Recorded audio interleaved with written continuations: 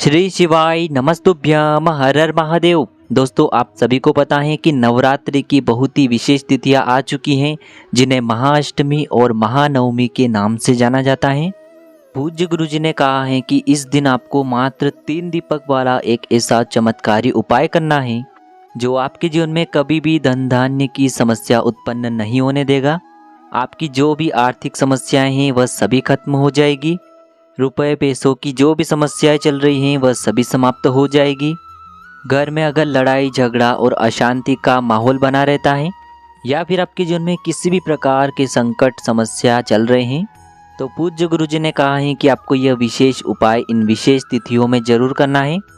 तो चलिए दोस्तों, जान लेते हैं उस विशेष उपाय के बारे में। लेकिन उससे पहले आप सभी से एक निवेदन है कि यदि चैनल पर पहली बार आए हैं तो चैनल को सब्सक्राइब करें और कमेंट में ओम नमः शिवाय या फिर जय माता दी जरूर लिखें।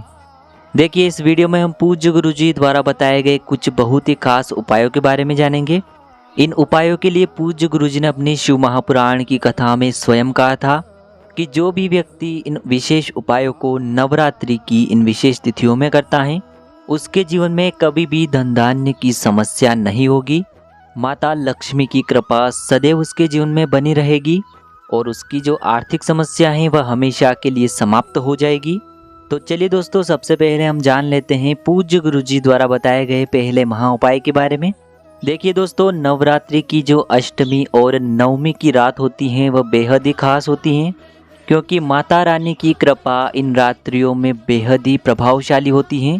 उनकी दिव्य शक्तियों का तेज हमारे जीवन में आ जाए, इसीलिए हमें ये उपाय करना है। देखिए दोस्तों, ये जो 3 दीपक वाला महा उपाय है आप अष्टमी की तिथि पर भी कर सकते हैं और नवमी की तिथि पर भी कर सकते हैं, या फिर आप अष्टमी और नवमी दोनों ही दिन इन दीपक को प्रज्वलित कर सकते हैं। देखिए, अष्टमी का दिन महागौरी को समर्पित होता है और माँ महागौरी हमें अक्षय पुण्य की प्राप्ति करवाती हैं, और यदि हमारे जीवन में अक्षय पुण्य की प्राप्ति होती है तो हमारे जीवन में दारिद्रता कभी भी निवास नहीं करती हैं। और नवमी की तिथि माँ सिद्धिदात्री को समर्पित होता है। देखिए दोस्तों, इस उपाय को करने के लिए आपको मात्र 3 दीपक लेने हैं। तीनों दीपक या तो आप मिट्टी के भी ले सकते हैं और तीनों दीपक यदि आप आटे का बनाना चाहते हैं तो आटे के भी बना सकते हैं। देखिए, इस उपाय को करने के लिए सबसे पहले तो आपको अपने घर के मंदिर में पहुंच जाना है। फिर वहां पर आपको एक हल्दी के स्वास्तिक का निर्माण करना है। उसके बाद उस हल्दी के स्वास्तिक के ऊपर आपको चावल की ढेरी लगा देना है और आपके पास जो 3 दीपक हैं उनमें से आपको पहला दीपक उसी स्वास्तिक और उसी चावल की ढेरी के ऊपर रख देना है। तीनों दीपक के अंदर लंबी बातियों का प्रयोग करना है और साथ ही साथ उसमें आपको शुद्ध घी का प्रयोग करना है। तो पहला दीपक आपने अपने घर के मंदिर में प्रज्वलित किया है। दूसरा दीपक आपको अपने घर के मुख्य द्वार के वहाँ पर प्रज्वलित करना है। किस प्रकार से प्रज्वलित करना है? सबसे पहले तो मुख्य द्वार के वहाँ पर भी आपको हल्दी का स्वास्तिक बनाना है। अब दोस्तों, मुख्य द्वार में जब भी आप अंदर की ओर प्रवेश करते हैं तो उसके सीधे तरफ आपको चावल की ढेरी रखना है और उसी चावल की ढेरी के ऊपर दूसरा जो घी का दीपक है उसे भी आपको प्रज्वलित करना है और दीपक की बाती का मुख आपको उत्तर दिशा की तरफ रखना है। अब दोस्तों, आपको तीसरा जो दीपक है आपके घर में जहाँ भी रसोई घर है, जहाँ भी पानी पीने का स्थान है, वहाँ पर भी आपको एक स्वास्तिक का निर्माण करना है और उसके बाद चावल की ढेरी के ऊपर आपको यह दीपक प्रज्वलित कर देना है। ध्यान रखिए दोस्तों, तीनों ही दीपक की बातियों का मुख आपको उत्तर दिशा की तरफ ही रखना है। देखिए, जब भी आप यह दीपक प्रज्वलित करेंगे तो आपके मुख्य द्वार खुला होना चाहिए, मंदिर का द्वार भी खुला होना चाहिए, यानी कि घर का प्रत्येक द्वार खुला होना चाहिए। तीनों दीपक प्रज्वलित करने के बाद आपको मंत्रों का जाप करना है। ओम ह्रीम दुम दुर्गाए नमः, इस मंत्र का आपको या तो 108 बार जाप करना है या फिर कम से कम 11 बार जाप करना है। ध्यान रखें दोस्तों, महाअष्टमी और महानवमी की रात में आपको माता रानी का साक्षात आशीर्वाद प्राप्त हो सकता है इस उपाय से। तो दोस्तों, इस प्रकार से माता रानी को प्रसन्न करने वाला यह 3 स्वास्तिक और 3 दीपक वाला बहुत ही चमत्कारी उपाय इस प्रकार से कर लेना है। ध्यान रखें दोस्तों, ये तीनों ही दीपक आपको रात्रि के समय यानी कि संध्या काल के समय ही प्रज्वलित करने हैं।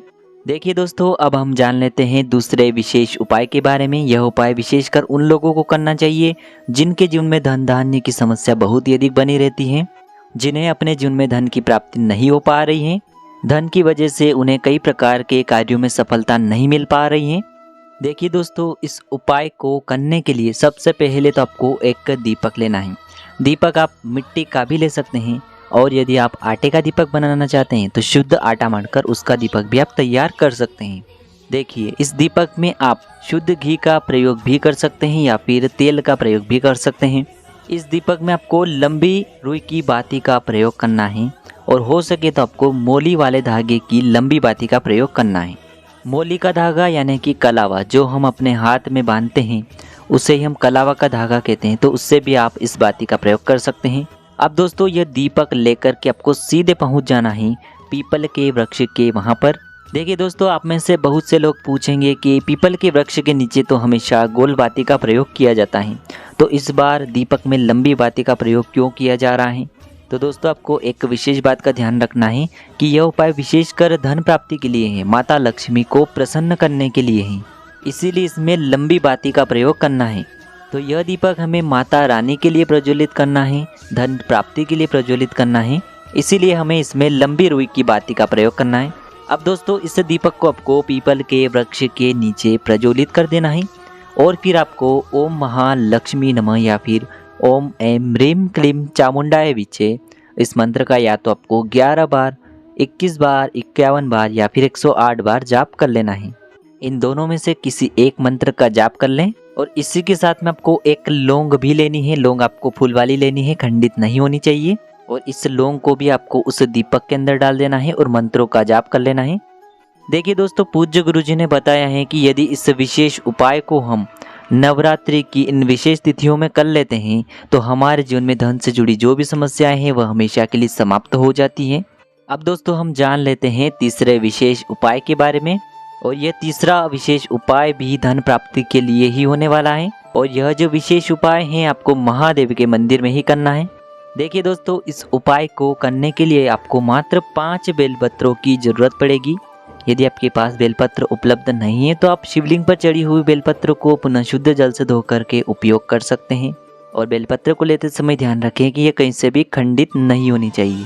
फिर इसी के साथ में आपको एक तांबे के पात्र के अंदर अपने घर से शुद्ध जल ले लेना है, और दोस्तों आपको एक कार्य करना है कि जो 5 बेलपत्र हैं उनमें से किसी भी एक बेलपत्र पर आपको बेलपत्र की जो बीच वाली बड़ी पत्ती होती है और उसकी जो चिकनी साइड होती है उस पर आपको शहद का लेपन कर देना है, या फिर आपको थोड़ा सा चंदन लगा देना है। केवल एक बेलपत्र पर ही आपको लगाना है। देखिए, आप जो शहद या फिर चंदन लगाएंगे वो आपको अपने अनामिका उंगली यानी कि सीधे हाथ की चिट्ठी उंगली की जो पास वाली उंगली होती है उसी से लगाना है। अब दोस्तों, इन 5 बेलपत्र को लेकर के आपको पहुंच जाना है सीधे भगवान शिव के मंदिर में। गुरुजी ने कहा है कि यह 5 बेलपत्रियों वाला उपाय आपके जीवन में अष्ट लक्ष्मियों की प्राप्ति करवाएगा। एक ऐसी लक्ष्मी की प्राप्ति होगी जो आपके घर में सुख, समृद्धि और संपदा लेकर के आएगी, तथा वह लक्ष्मी आपके घर में कभी भी दुख का माहौल या फिर अशांति का माहौल नहीं होने देगी।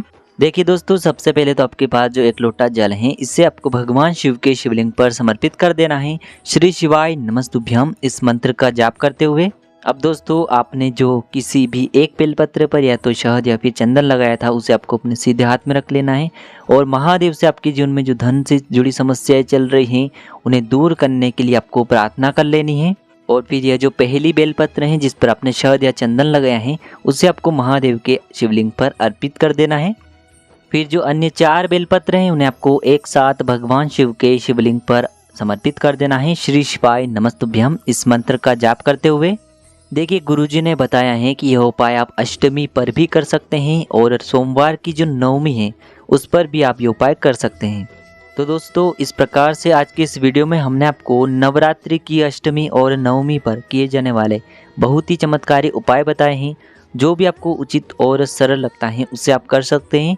उपायों को करते समय आप किसी भी प्रकार की गलती न करें। श्री शिवाय नमस्तुभ्यम। हर हर महादेव।